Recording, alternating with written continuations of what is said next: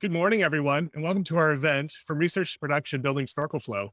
I'm John Marini, Director of Growth here at Snorkel AI, and I'll be your host for today's event. I'm joined by Snorkel co-founder and CEO Alex Ratner and Snorkel staff research scientist Chris Clays. Before we get started, I'd like to go over a brief agenda, tell you how you can participate in today's event. We're going to start at the event with a presentation from Alex introducing Snorkel. Then we'll have a live audience Q&A, and then we'll have additional live discussion with Chris Clays and Alex Ratner, and live Q&A at the end of the presentation. And now, without further ado, it's my pleasure to hand the presentation over to Alex. Hey, thanks so much, John. And hey, everyone, thanks so much for attending today. Roughly, we're going to jump into about 10 minutes of a little bit of overview. Please definitely, jump in the Q&A or the chat, whatever is enabled during this as well. But then we're going to kind of break for some Q&A and really just discussion. And then we'll transition to another little tidbit where Chris and I will talk a little bit about, Snorkel Flow, Snorkel, but also just in general, data science tools in real world practice and what that spectrum and transition looks like from kind of open source and research world to, production usable and some of the interesting things there, not just for general software, but for data science tools in general. And then we'll kind of just, segue into any discussion on either, again, the Snorkel topics or the kind of lifted topic of, what does this transition and spectrum from open source and research to data science, kind of production grade tooling and platforms look like? And what are the challenges and opportunities and pathways there?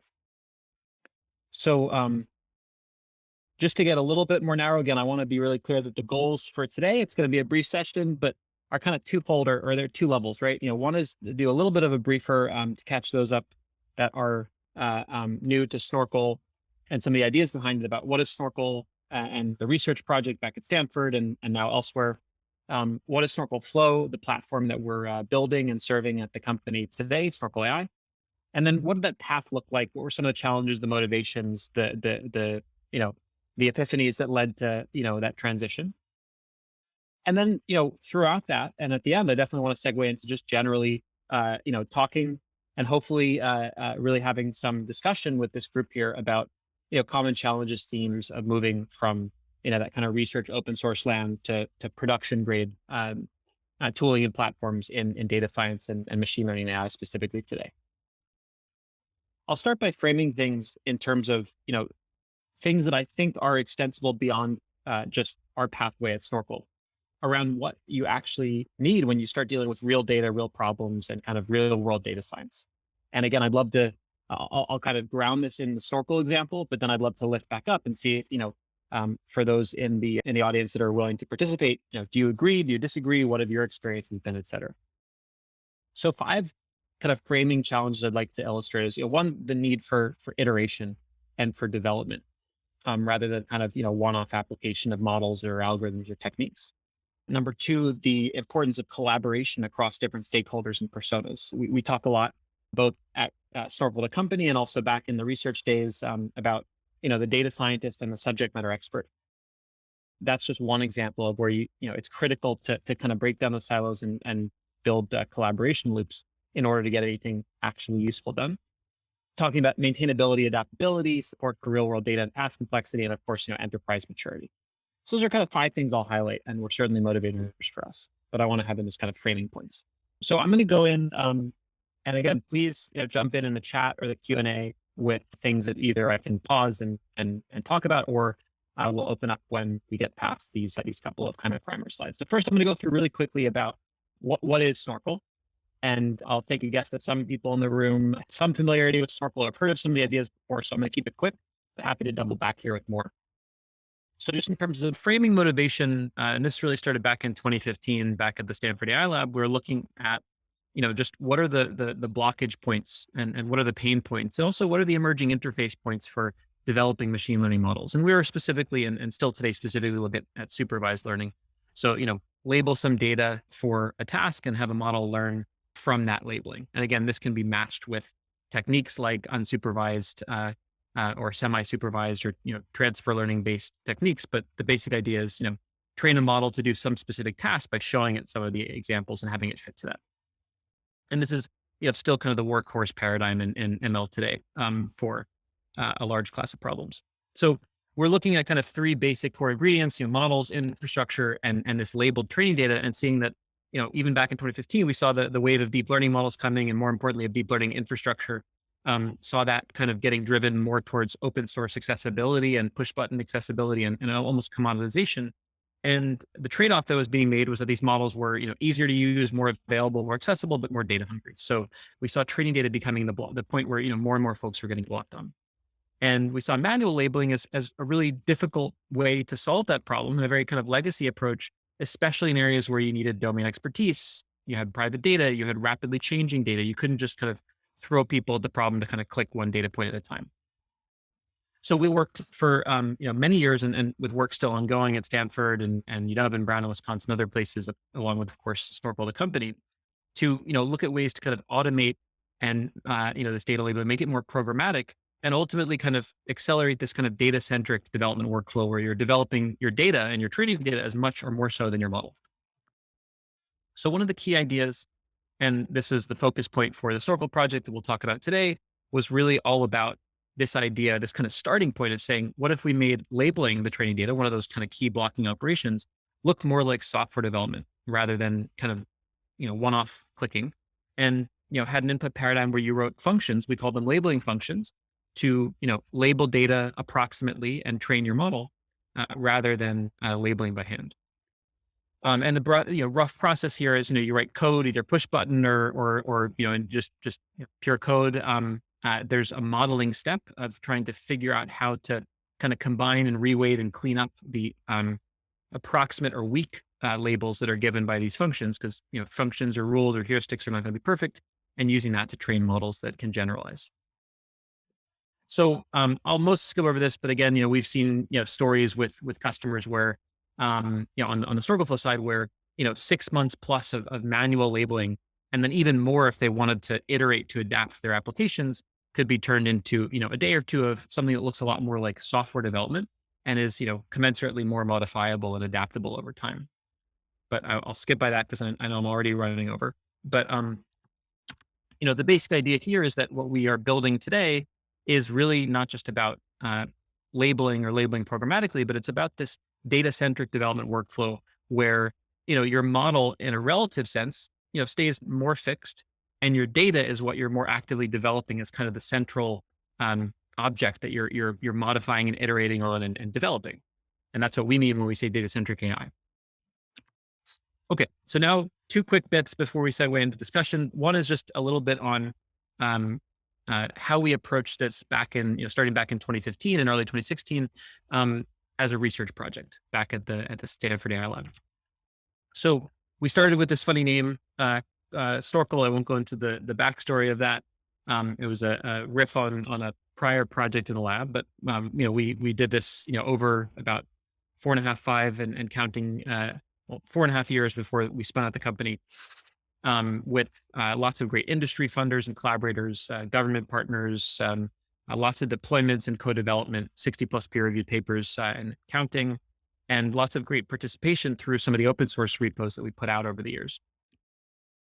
And the main one that got the most popularity and was kind of the primary Snorkel open source repo was really a research project that was really dialed in on this one technical challenge that comes out of trying to label data programmatically rather than by hand, which is that, let's say we write these labeling functions, and here's an example of a document classification problem. Imagine classifying legal documents and writing labeling functions that say, look for the word credit in the title, look for an overlap with a list of financial terms, check it against a legacy system of heuristics to see if it's this type of agreement. So these are, a little sampling of some of the kind of heuristics or labeling functions you could write. And the key idea is that that we focused on the academic side was really this novel data modeling and integration challenge that we talk about as weak supervision, where we acknowledge that while these labeling functions can be far more efficient and and adaptable and interpretable and just generally much more significantly advantageous for a multitude of reasons versus manual labeling, there's always a trade-off, right? They're also noisier, right? They are not going to be 100% accurate. They're not going to cover all the data. they're going to often disagree with each other or even be correlated. So you want to avoid things like double counting. So all those kind of algorithmic challenges of how can we deal with this noise or weakness of the supervision produced by programs rather than, you know, careful one by one annotation? And how could we model that and clean it up, even without having to rely on ground truth labels, which in our problem setting, at least formally, we're assuming we don't have.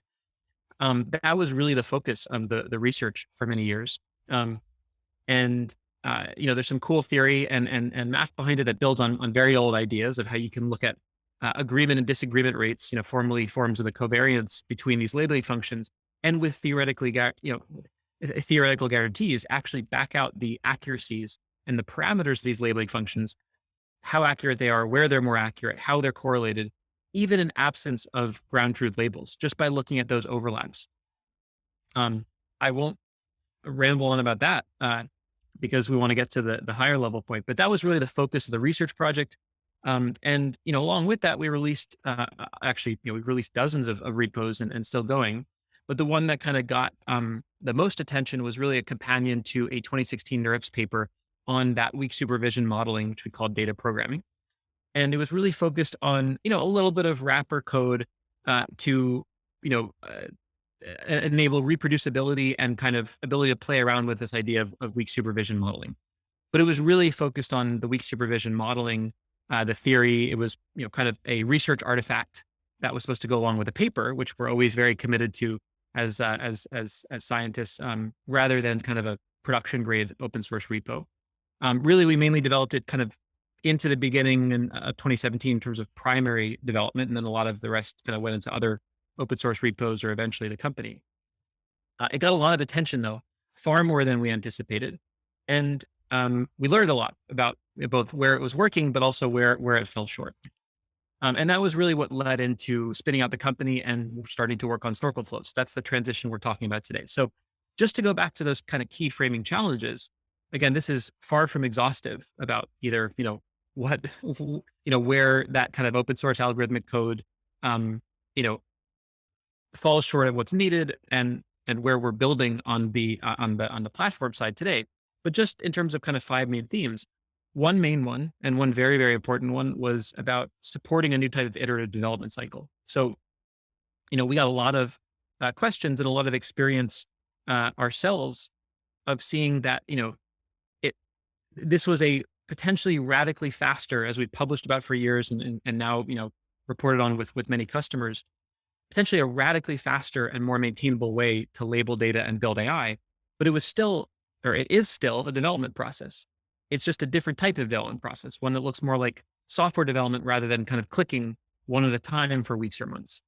But being a software development process, being a human loop process, it still requires support for iteration and development and guidance, right? So, answering questions like, how do I write labeling functions and auto-suggesting them, having more advanced types that leverage modern techniques?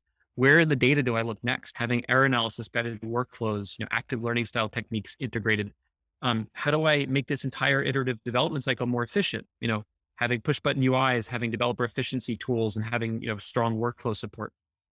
That was kind of one big theme where, again, to go from this kind of algorithmic concept that, hey, it's theoretically possible to label data and train models with a bunch of imperfect functions to actually productionizing that. A lot of that is about how do you make that iteration supported and fast in a range of scenarios. The second idea, was back to that idea of how do you loop in other personas and stakeholders. In this case, the subject matter experts who know how to label the data are extremely important. How do you, handle adaptability over time because all data distributions and tasks change? How do you support, non-trivial data types and machine learning tasks? Most of the real world data and tasks people are, labeling lots of data for and trying modern ML techniques for quite complicated beyond what we do in academic benchmarks. And then of course, lots of enterprise features around installation, deployment, integration, security, et cetera, which I don't mean to squeeze it at the end, are extremely important, but obviously a little bit more agnostic to the technique.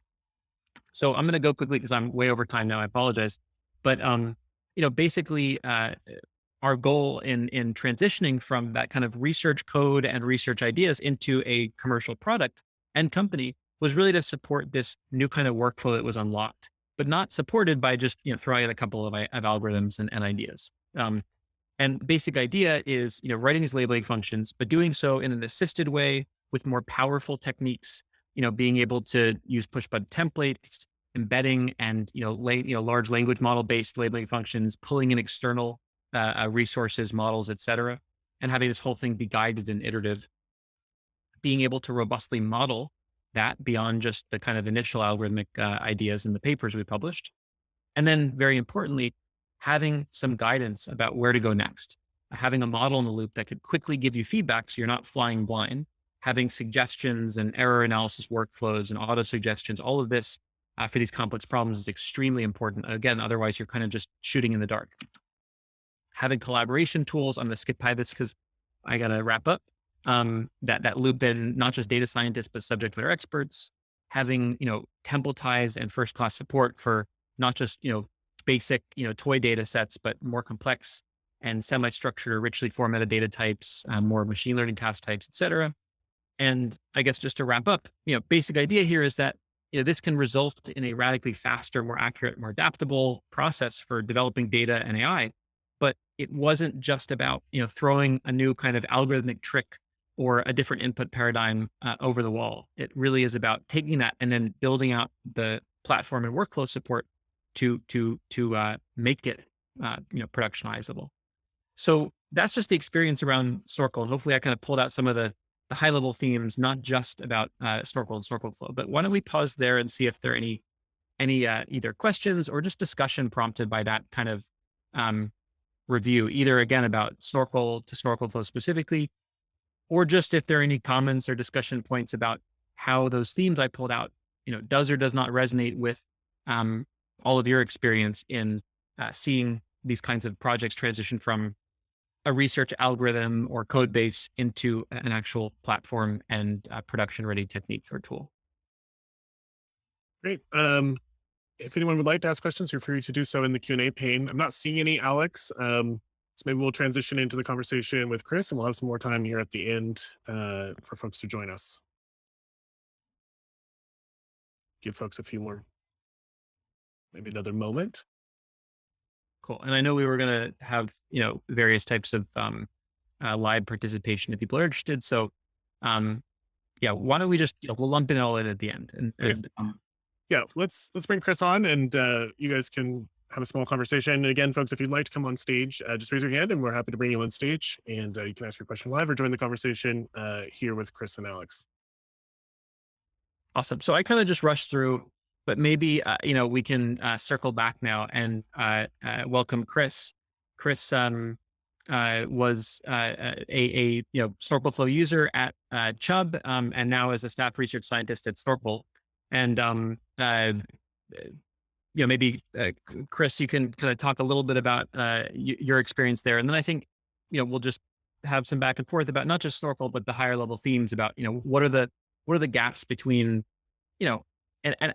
an idea or an algorithm and some research code around it to actually what enables it to be deployed over complex high impact real world applications in practice, whether kind of in insurance or just more generally than that.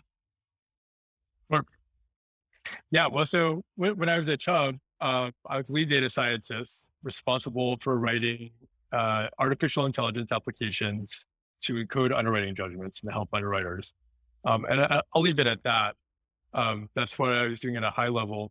And I was responsible for a team of 10 other data scientists to help write those algorithms and to also interface with the business, and specifically expert underwriters who could tell us, whether the algorithms were working correctly or not.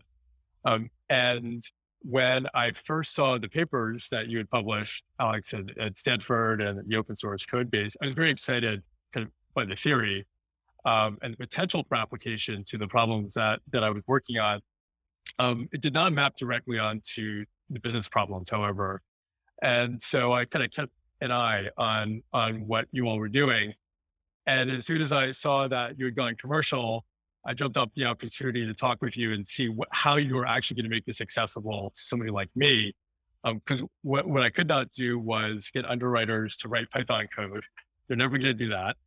I also was going to get a team of 10 other data scientists to use the open source code in the same kind of systematic fashion that would allow for a scalable production of artificial intelligence applications.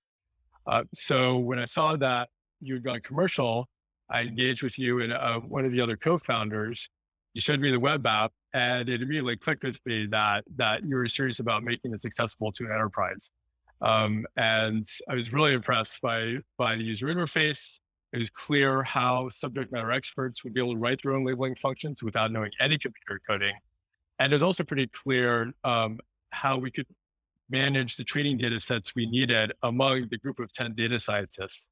So it was really exciting to see when you went commercial, because now all of a sudden it was clear, like the path forward was clear in terms of how I would be able to engage with you. The other thing I want to add was, the original models that you had published, as I said, they didn't map directly onto the business problems that I was confronted with because they made assumptions. All models make assumptions. And what is actively happening now at the company, and what was happening at the time when I first engaged as a user, was that there were new models being built to make them more general and more applicable to the business problems that I was working on. And that was really exciting. I wanted direct access to those models as soon as they were developed. So those were kind of the two basic points, accessibility at an enterprise level through a web app, as well as accessibility of these kind of cutting edge models that would make them more applicable to the business problems I was working on. Yeah. And I mean, thanks for that account. Obviously it was very exciting for us too, because we have a whole, business model way of doing things where we're trying to learn always from the folks we get to interact with, on the customer side, which are, which is the most exciting part of the, of the job. But I want to, I think just to kind of pull kind of again themes out of that, I think, first I'll just kind of double back on what you were, talking about there with the idea of kind of these interfaces for, multi-persona teams that involve not just data scientists, but also subject matter experts, right? And that's been a big theme. I mean, our first DARPA grant was all about, how to loop in DARPA Simplex, how to loop in the subject matter expert, right? The SME in government lingo, who has all this expert knowledge, a doctor, an underwriter, a lawyer, a network technician, a government analyst. How do you get them into the loop in a better way than just being, click, click, click for weeks or months on data? So that's always been core. But that idea of these more complex workflows of how do you have a data science team that can iterate on, the data, the models, but then get very targeted feedback, either, manually, but ideally programmatically from SMEs, have those review cycles. Again, it's a fundamental belief I have, and, a belief that is also backed up by a decent amount of data that, you can't ship AI in the real world, unless you have the relevant subject matter expert in the loop. And I guess if you're doing, cat versus dog classification, that subject matter expert can be most anyone. But if you're doing complex stuff like in the insurance space or any of the others, medical, legal, et cetera, you need to have that person in the loop, or otherwise you're going to be optimizing in almost always the wrong direction. So how do you build those loops in the interfaces? And there's a lot of building that, that has to go on around that. And then the second thing, as you said about, just further development and customization of kind of those core algorithms, because when you're working in, an academic setting, you have a motivation to kind of simplify and generalize, right? You want to put out a basic artifact because your objective is not just to maximize performance, it's also to maximize kind of extractable lessons and learnings, and to maximize generality, because, you want to show, okay, this works for X, Y, Z, and Q. And therefore it's a more interesting generalizable method. And it's also, it's a good motivation to make it as simple as possible, to be able to kind of ablate it and understand what pieces are doing what and what can we learn from this. That's a wonderful, set of objectives. It's just worth noting that those objectives are different from the objectives you have when you're trying to really maximize performance in a certain, problem domain. That's two things. And I think those those kind of points that people want to discuss this absolutely do generalize to, other data science tools where, you have or data science techniques where you have an interesting idea, but actually getting the right people in the loop and actually making it production grade for the more complex problems that are out there in the real world and actually stumping people is, a whole nother task. So we have a question here. How is Snorkel different from Scale AI? Scale AI is a manual labeling vendor where they, primarily, I mean, they have, they have a range of products that I'm not intimately familiar with, but they, primarily enable you to get, data exported via API and labeled by, people clicking kind of one data point at a time, sending it back. And, I know I rushed through the top level idea, but Snorkel has, both in its research incarnations as a center at Stanford and now as a company is all about, moving beyond that with, programmatic labeling and automated labeling where you can, write code or push buttons to label, using, programs, right? So instead of, clicking through, 1,000 documents to label them as class A, class B, class C, you're writing, one of the atomic units is what we call a labeling function that can say, look for these kinds of patterns, look for these, you apply this heuristic and you're writing a bit of that in a fraction of the time to label data and train models rather than again, the kind of, outsourced, labeling one data point at a time that, is kind of the legacy approach of how machine learning is done. But and Alex, if I could just add one thing to that, kind of because this also dovetails with its applicability to when I was working on an insurance, you can't crowdsource a lot of these labeling problems either, right? So, for example, underwriting decisions are highly complex and nuanced. And so if you go to a platform that really is focused on manual labeling and, crowdsources for you, you're not going to do very well if you're trying to solve for a problem that requires years of training for an individual human to solve for on their own. You can't, there's some problems you just can't crowdsource and rely on the wisdom of hundreds of people. Yeah. And it's a good point. I mean, as a side note, we actually have, fairly minimal overlap in actual use cases that we primarily target with, the scales of the world, because we're most excited to solve those problems like Chris describes, where you can't just outsource it because you have a subject matter expertise requirement. You need to do the in-house labeling. You need to do it, faster and more adaptively and more privately than what is afforded by kind of shipping it out to people to kind of click through. So they're often very different problem settings. There's lots of problems that have been solved over the last decade or two that were built on that kind of, outsourced crowd labeling approach. But the kind of iceberg under the surface of a lot of the problems that we're most excited about, including in the insurance space, like we're Chris has, all the experience, not so straightforward. Right.